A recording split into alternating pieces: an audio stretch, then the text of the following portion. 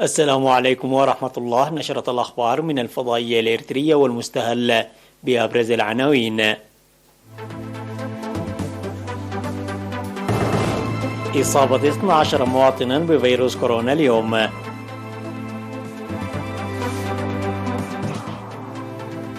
دعوة لتضافر جهود بناء خزانات المياه والتشجير في إقليم شمال البحر الأحمر. المارشات العسكرية الموسيقية تدرب 52 طالبا. ارتفاع عدد وفيات حارس غارب في مدغشقر إلى 83. قصف الجيش يقتل نحو 100 مسلحين بشمال شرق نيجيريا. الادعاء يطالب بعقوبة السجن مدى الحياة المشتبه به في إسقاط طائرة في سماء أوكرانيا. أهلا بكم. أعلنت وزارة الصحة بأن الفحوصات المخبرية التي جرت اليوم في مراكز العزل والفحص في أقاليم الأوسط والجنوب وشمال البحر الأحمر وجنوب البحر الأحمر أصابت 12 مواطنا بفيروس كورونا، وظهرت 8 من الإصابات في الإقليم الأوسط، واحدة في مركز العزل و7 في مراكز الفحص، وهي 2 في ججرة وواحدة في كل من دنبسنبي وغرماي وجزا برهان وعدكي، ومصاب قادم من بارونتو، وإصابتان في مندفرة ومايديما بالإقليم الجنوبي، وإصابة واحدة في جندع بإقليم شمال البحر الأحمر، وإصابة واحدة في عصب بإقليم جنوب البحر الأحمر. في غضون ذلك شفي 16 مريض كورونا، 6 من الإقليم الأوسط و10 من الإقليم الجنوبي، وتوفي مريض كورونا من الإقليم الأوسط يبلغان من العمر 85 عاما و75 عاما. وبهذا بلغ عدد المصابين بفيروس كورونا في البلاد حتى الآن 7829، شفي منهم 7609، وتوفي 72 مريض، فيما لا يزال 148 من المرضى يتلقون العلاج بالمستشفيات. وزارة الصحة 23 من ديسمبر لعام 2021.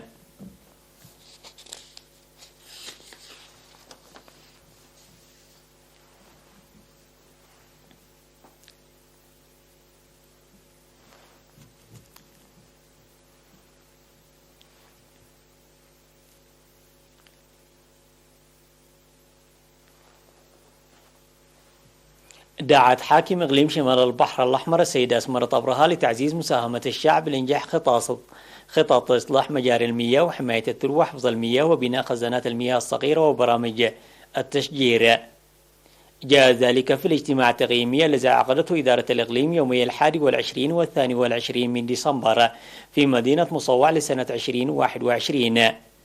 وأشار التقرير المقدم في الاجتماع إلى إرساء مشاريع المياه في المناطق البعيدة لحل إشكاليات المياه وصيانة المشاريع المعطلة، والقيام بالدراسات الاستطلاعية لبناء خزانات المياه والمجاري التحويلية للشرب والسقي في مديريتي قارورة ودبحة. وفي المجال الزراعي أشار التقرير إلى زراعة مساحة 17% فقط من الأراضي الزراعية المروية بالحواجز الحوضية لشح الأمطار الصيفية والشتوية، وتقديم بذور القمح لمزارعي نقفة والبطاطس لمزارعي جندع ومصوع، والسيطرة على الجراد الذي دخل بكميات محدودة من إثيوبيا إلى مديريتي قلعلو دون إحداث الأضرار بالمزارع. وذكر تقديم التدريب للصيادي الأسماك التقليديين وزراعة أشجار الشورى في مساحة 121 هكتارا في شواطئ البحر والجزر وشبه جزر في مديريات قلعلو وفرو ودهلك. وفي المجال الصحي أوضح التقرير إدخال المعدات الطبية الحديثة لتطوير الخدمات الصحية وزيادة الكادر الصحي كما ونوعا، وتنفيذ مهام ناجحة في جراحة العيون ورعاية الأمومة والطفولة، ووصول تغطية تطعيم الأطفال لنسبة 90%، وزيادة الإصابة بالملاريا بنسبة 29.5%. وأوضح التقرير أن تضاريس الإقليم وحياة الترحال الرعوي وتناسل القرى يؤثر سلبا على العملية التعليمية، مشيرا إلى بناء سور وفصول دراسية بتنسيق الشعب والإدارات في مدارس مديريات فورو وفعبت ونقفة، موصيا لتحويل المدارس الموجودة في مديريات فورو وقلعلو وفعبت إلى مدارس داخلية. وأوصى الاجتماع للقيام بحراسة جادة للمحميات والدفع بالأنشطة المجتمعية لحماية التربة والمياه وصيانة البنى التحتية القديمة للمؤسسات الصحية والتعليمية. وأوضحت حاكم إقليم شمال البحر الأحمر السيدة أسمرة طبرها في ختام الاجتماع التقييم الإيجابي لتنفيذ البرامج الموضوعة بالنظر للنواقص والتحديات، وحثت للقيام بتوعية مكثفة لجلوس الأطفال في مائدة التعليم وتخفيف نواقص المياه.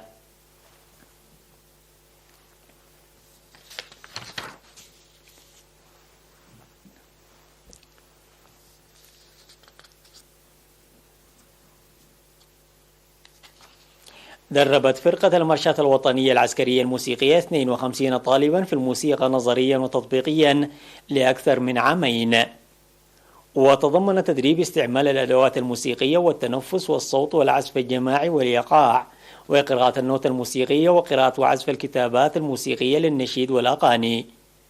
وأوضح قائد المرشاة العسكرية الموسيقية المقدم يمن أباي أن التدريب جزء من الاستثمار لتنمية قدرات الشباب على مستوى الوطن، وقال إن عدم وجود مكان ملائم للتدريب ونقص الأدوات الموسيقية من التحديات الرئيسية للدورة التدريبية، وكانت مناسبة اكتساب التجربة للدورات التدريبية القادمة.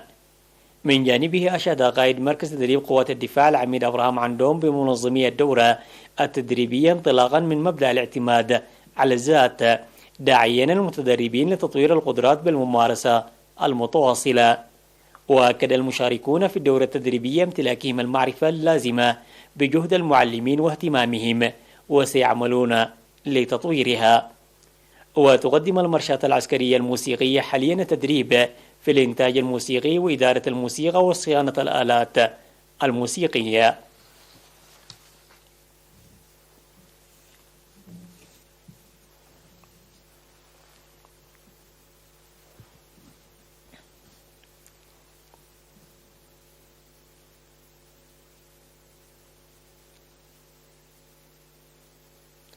قال المدير العام لقسم الطاقة في وزارة الطاقة والمعادن السيد تسفاي زكرياس تواصل العمل لنشر واسع لموقدات حنة القليل لاستهلاك الطاقة، وأوضح القيام بكثير من الأبحاث في المواقد التي تستهلك القليل من الطاقة، وأن موقدة حنة يتماشى مع الأوضاع المعيشية لمجتمعنا، وقد بلغ انتشاره حتى الآن حوالي 80,000، ويجرى العمل الجاد لنشره بتوسع. وذكر أن الإنجاز الذي تحقق كان بدور ومساهمة الاتحاد الوطني للمرأة والشركاء الآخرون، ويوجد برنامج لاستخدام معظم الشعب لموقدة حنة حتى عام 2025. وأشار إلى النتائج المشجعة لتحسين المواقد الكهربائية التي تستهلك من 3 إلى 4 كيلووات في الساعة، كما تم تطوير الموقد الذي يعمل بالطاقة الشمسية وسيتم نشره قريبا. وحول توزيع الغاز للاستهلاك المنزلي أوضح وجود 90 مرفقا توزيع الغاز في البلاد عامة، ويجرى مراقبتها باستمرار ومعاقبة مرتكبي المخالفات من التحذير إلى الإقلاق.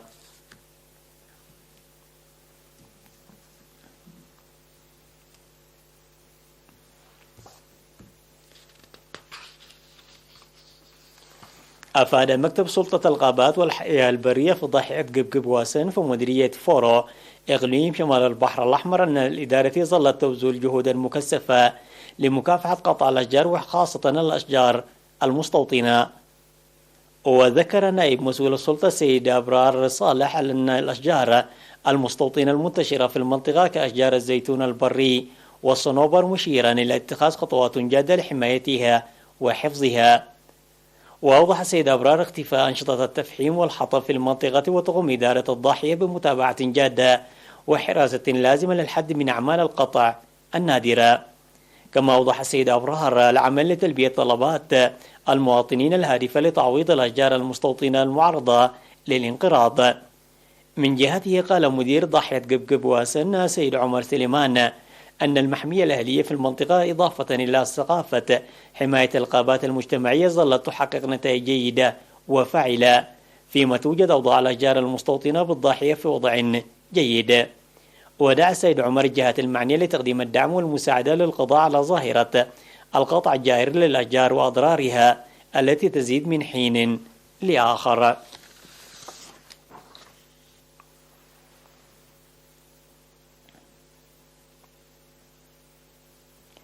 أوضح أصحاب البساتين في حد شعدي ومديرية علبة رعد أن امتلاء سدود الضاحية بالطمي يؤثر سلبا على أنشطتهم الزراعية. وأكد المزارعون المساهمة في عملية إزالة الطمي التي تحتاج إلى الآليات. وذكر مدير ضاحية حدش عدي السيد مدهاني قبري يسوس القيام بدراسات لبناء السد بسعة أكثر من نصف مليون متر مكعب مياه لحل النقص في المياه، لكن المشروع لم ينفذ لتدوم المشكلة مكانها. ويبطن ضاحية حدش عدي أكثر من 2800 مواطن في 5 قرى.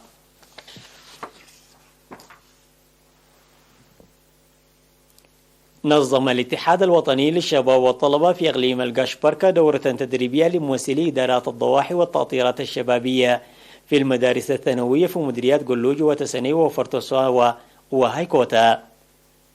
وأوضح مسؤول الشؤون السياسية والتنظيمية في فرع الاتحاد في إقليم القشبركة سيد ماريكوس قرماسين أن التدريب المقدم في تسني يشتمل على أنشطة الاتحاد وإدارة الوقت والموارد وبرامج العمل.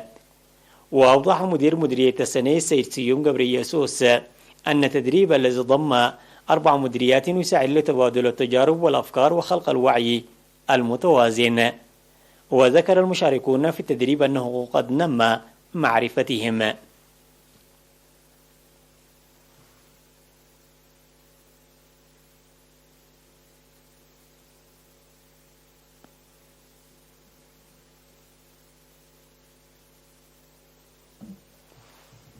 الأخبار العالمية بعد فاصل قصير، تفضلوا بالبقاء معنا.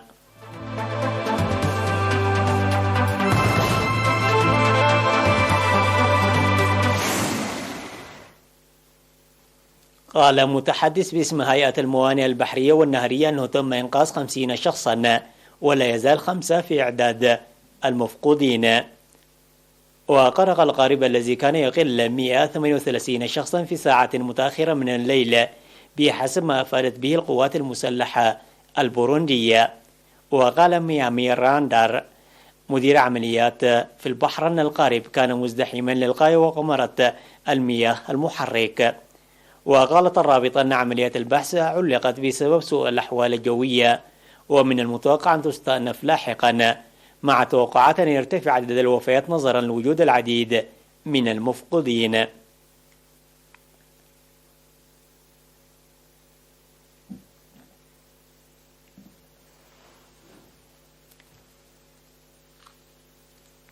أدى قصف الجيش النيجيري لعدد من معسكرات تنظيم الدولة الإسلامية الأسبوع الماضي في شمال شرق البلاد إلى مقتل نحو 100 من عناصر التنظيم المتطرف، بحسب ما قالت مصادر عسكرية واحد السكان المنطقة لوكالة الأنباء الفرنسية. وقصفت طائرات مقاتلة 3 معسكرات لتنظيم الدولة الإسلامية ولاية غرب أفريقيا في منطقة بحيرة تشاد، ما أسفر عن مقتل أكثر من 100 مقاتل بينهم عدد من القادة حسب هذه المصادر.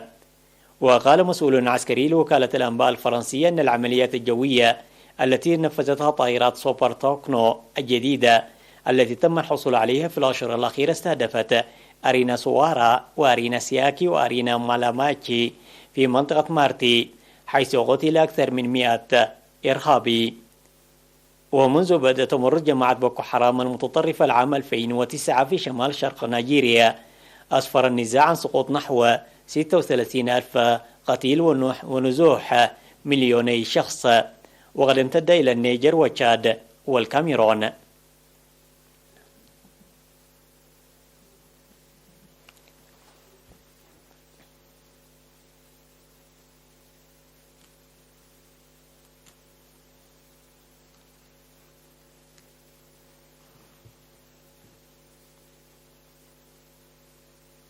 طالب ممثلو الادعاء في هولندا بالسجن مدى الحياة ل4 مشتبه بهم في إسقاط طائرة الخطوط الجوية الماليزية MH17 فوق الأجواء الشرقية لأوكرانيا في العام 2014، مشيرين إلى تسببهم في معاناة عميقة لا رجعة فيها لأقارب 298 شخصا قضوا في حادث سقوط الطائرة.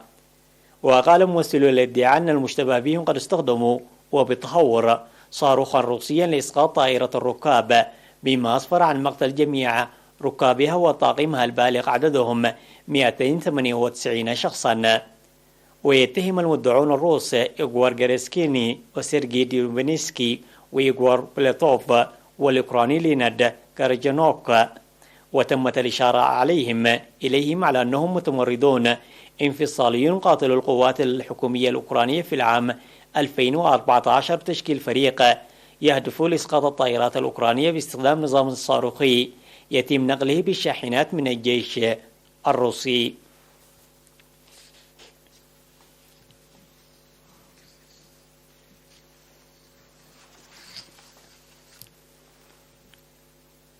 عثر باحثون في مدينة غانشو بجنوب الصين على جنين ديناصور محفوظ داخل بويضة محتجرة تعود إلى ما بين 66 و 72 مليون سنة. وأطلق الباحثون على حفرية الديناصور الذي ينتمي لفصيلة أوفير أوبتور وصور اسما خاص، قالوا أنه ربما حفظ الجنين في حال جيدة بفضل طبقة من الطين حجبته وحمته من آكلي الجيف.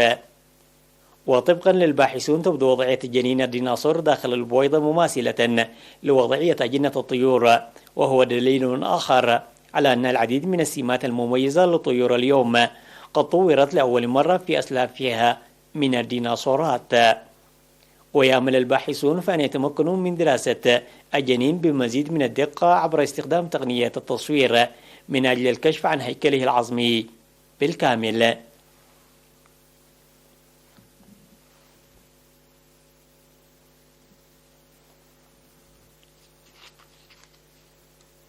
عناوين النشرة مجددا: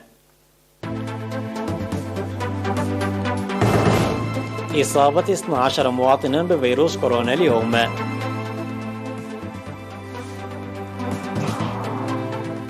دعوة لتضافر جهود بناء خزانات المياه والتشجير في إقليم شمال البحر الأحمر. المارشات العسكرية الموسيقية تدرب 52 طالبا. ارتفاع عدد وفيات حادث قارب في مدغشقر إلى 83. قصف للجيش يقتل نحو 100 مسلحين بشمال شرق نيجيريا. الادعاء يطالب عقوبة السجن مدى الحياة للمشتبه بهم في إسقاط طائرة في سماء أوكرانيا. انتهت النشرة، إلى اللقاء.